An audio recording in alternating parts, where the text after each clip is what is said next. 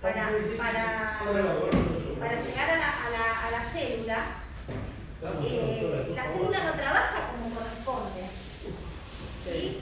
Si nosotros le generamos mayor esfuerzo y no tiene el oxígeno que necesita, esa célula se empieza a alterar. Como un músculo cuando yo lo veo se atrofia. Lo noto en mi condición cognitiva la diferencia. O sea, cómo empecé cognitivamente a estar afectada. Y yo considero que es por la falta de oxígeno. Lo que tenemos que ver, o sea, no recuerdo en este momento en tu... No, yo no soy paciente tuya. ¿Quién te sigue? ¿La doctora Limongi? Bueno, tendríamos que ver con ese, ¿qué indicación vos tenés de oxígeno? ¿Vos tenés todo el día indicado? No. No, durante la noche. Sí. Bueno, muchas veces sí. La indicación nocturna es porque los pacientes que tienen uso de CPAP o que tienen apneas, con el tiempo esa hipoxemia nocturna sí puede afectar a nivel neurológico, puede afectar a nivel cardíaco, puede generar un deterioro, ¿no?, funcional y demás. Por eso es la indicación. Probablemente pueda tener una relación. Uno lo que tiene que hacer obviamente es descartar otras causas, ¿no? Bueno, pues ahora me hicieron un estudio a mí para descartar otras causas. El alemán. Perfecto. Si uno descarta otras causas, falta de determinadas, digamos, vitaminas y demás, sí, podría ser vinculado con la falta de oxígeno que a veces ocurre en los pacientes que tienen apneas y grados de saturación muy importantes durante la noche. Claro, yo tengo ese tema. Lo que va a beneficiarte en este caso, utilizar el aparato, digamos, de CPAP que tengas indicado de la oxigenoterapia, es evitar que eso a largo plazo, digamos, ocurra en forma, o como que va a ayudar a frenarlo de cierto modo. Claro, no que se siga desarrollando. Exactamente, siempre y cuando uno haya descartado otras posibles causas. Sí, obvio. Si nosotros trabajamos con psicocardio, que no vamos a poner psicocardio neumo, bueno. Entonces yo a los pacientes que veo que por ahí que están con angustia o los veo deprimidos, los derivo al equipo. Sí.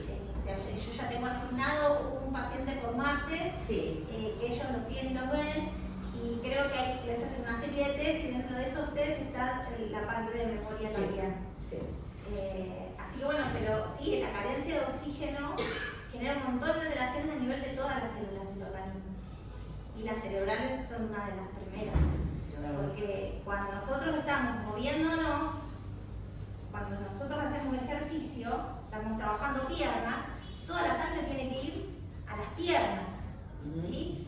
El organismo va a tratar de mandar y mantener la sangre en el cerebro, en el hígado, los riñones, que son los órganos más importantes, el corazón. El pulmón va a recibir el oxígeno, va a sacar el dióxido de carbono y va a mandar ese oxígeno a la sangre para que llegue a las piernas para que trabajen bien. Si yo no tengo el oxígeno ahí y saturo bajito, le va a llegar sangre, pero no con la cantidad de oxígeno. Entonces el músculo no tiene de dónde nutrirse, ¿sí? No tiene de dónde sacar ese alimento de la parte del oxígeno, aparte de todas las otras demás nutrientes, para poder trabajar. Y el músculo entonces se atrofia, porque no tengo resistencia, no lo tolero. Ana, cuando empezaste, acuérdate que de cúbito dorsal hacías 5 de estas. ¿Hoy cuántas haces? Un montón. ¿Sí? O de repente, ¿cuánto toleraban de estar trotando o bailando? Por ahí eran 2 minutos y tenían que parar para recuperarse. Ahora pueden más. Eso es gracias al uso de oxígeno o a la falta de fuerza que tenía ella. ¿Sí? Entonces, todo va compensando. El oxígeno me permite a mí que yo a ustedes los pueda exigir más. Donde yo los puedo exigir más, el músculo empieza a ganar más fuerza. Al ganar el músculo más fuerza, ustedes se van sintiendo cada vez mejor. Fuerza, elongación, resistencia, cuánto tiempo yo puedo estar bailando. Vos llegabas y estabas... Ahora, hace un montón de tiempo que estás ahí sentada y yo no te escucho. ¿Está? Porque ella ya pasaba la puerta y estaba... Claro, porque venía de caminar y...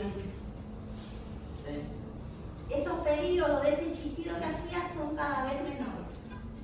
¿Sí? Entonces, es necesario tener el oxígeno mientras me rehabilito para que las células tengan el oxígeno necesario para hacer la combustión, para que se transforme en glucosa, lo que comí, para para que los minerales se transporten, para que las arterias se dilaten, para que llegue mejor, para que mi corazón trabaje de la mejor manera. Todo va colaborando y el oxígeno es súper importante para eso. Entonces, cuando hacen ejercicio en la casa, aunque ella, por ejemplo, tiene indicado oxígeno para dormir, Sí. pero tiene indicado acá oxígeno para hacer ejercicio. En su casa ella hace pilates virtual, tiene que usar oxígeno. Dependiendo de la magnitud, o sea, del ejercicio que haga, porque también, si ella no lo tiene indicado en forma crónica, probablemente la indicación acá fue porque se le hizo la ergometría y alcanzó un nivel en la ergometría donde saturó, o Sí. una prueba de la marcha donde empieza a saturar a los Si no fue la ergometría. Fue la ergometría. Pero si ella se conoce y ella hace ejercicios de pilates que son como de relajación, muchas veces como de yoga, la recomendación es que tengas un oxímetro, no necesariamente. Sí, me dijeron que porque si ella después de 90 que use oxígeno, bueno, si no, no. pero porque ella no tiene indicado oxígeno crónico, porque no tiene politoburia, porque su PO2 no es mantiene una PO2. ¿Por qué? Porque su grado de COVID le permite al día de hoy manejarse durante, digamos, su vida no llega a la indicación de oxigenoterapia crónica domiciliaria. Entonces esas son las cosas que de repente tenemos que remarcar para yo saber qué grado de ejercicio, si lo tengo que poner en una Sí, parte, eso hay te una iba a parte comentar. separarlo, Sí. porque bueno, estos ejercicios igual no son ejercicios de intensidad. Pero eso sí, te lo iba a comentar porque por ahí puede surgir un paciente que a raíz de la ergometría alcanza determinada actividad muscular, o sea, los 2 o 3 minutos y de repente lo requiere. Y vos decís, le querés mandar a su casa que haga alguna actividad, bueno, esa actividad sí la tendríamos que adaptar a ese paciente. No va a ser la misma que pueda hacer el que no necesita oxígeno o el que ya tiene su oxígeno en su casa. Eso sí, eso lo tendríamos que adaptar a cada grupo particular, a cada paciente. Bien, perfecto. ¿Alguna otra duda? Yo cuando vine usaba oxígeno Sí. y después ahora estoy lo más bien. ¿Por qué? Porque probablemente haya mejorado la fuerza muscular tuya y eso haya mejorado tu respiración. Muchas veces uno revisa a un paciente en el consultorio, un paciente que por ahí tiene un poquito de sobrepeso o demás y satura 92. Le hace hacer ejercicio respiratorio y satura 98. Y eso explica, o sea, el uso de los músculos, el uso bien del diafragma, los tiempos de la respiración, llenarse, desinflarse. Eso te explica un poco por qué esto que vos decías que algunos pacientes mejoran. O no todos tienen la indicación del oxígeno crónico cuando hacen los ejercicios. Este es muy bueno. Bueno, ese, por ejemplo, a vos te dio muy buena respuesta, pero quizás a ella no, o porque no lo tenga indicado.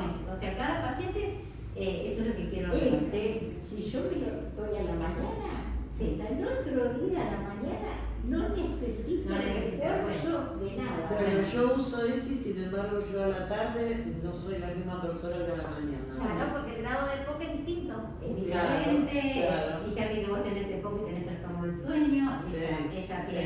tiene EPOC y no tiene trastorno del sueño, porque Claro. tiene hipertensión y no, entonces eso Sí, se va sí, viendo por en eso base cada organismo. y lamentablemente también hoy a veces lo va viendo en base a la disponibilidad que tenga, las posibilidades del paciente de adquirir la medicación, de la obra social, porque también nos pasa que muchas veces recomendamos tal medicación y bueno, porque nos basamos en las guías y demás, pero bueno, no a todos se las cubren o no todos tienen Sí. la posibilidad de... Entonces uno a veces pasa eso, termina adaptando el tratamiento, o sea, disponible. Pero bueno, Una de las cosas que por ahí nos pasaba era que se hacía el Ventolin antes de Sí, venir, entonces sí. me llegaba con 120 de cardíaca y no puedo trabajar.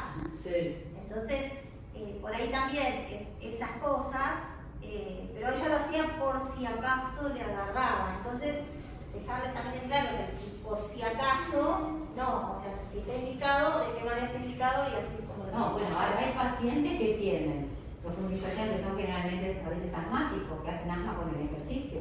Entonces ese sí tiene indicado el salbutamol antes de su actividad, digamos, pero ese es un paciente. Cada uno, digamos, es diferente. A mí me lo habían indicado para que haga un refuerzo cuando salía a caminar o cuando hacía pilates. Claro. Me lo habían indicado, pero yo me di cuenta y ella me lo hizo ver que me daba palpitaciones. Sí. Entonces era tal la taquicardia que no podíamos avanzar. Claro. tenías que parar porque necesitabas que te baje la frecuencia cardíaca. Entonces era peor. Entonces le dije, bueno, probá de no hacerlo. Sí. Y bueno, íbamos viendo. Y Sí, la verdad y que. la verdad estuvo fenómeno, Qué porque bien. no lo usé más. Ahí yo los controlo basal y le llega, frecuencia de saturación, con los 2 litros de oxígeno, a ver cómo están. Y después en el aeróbico máximo, donde Sí. le hago mayor exigencia. Después, cuando se relajan, y a los 5 o 10 minutos sin oxígeno para ver cómo van respondiendo. Y la verdad que vienen muy bien. Muy bien. Sí. Eso sí.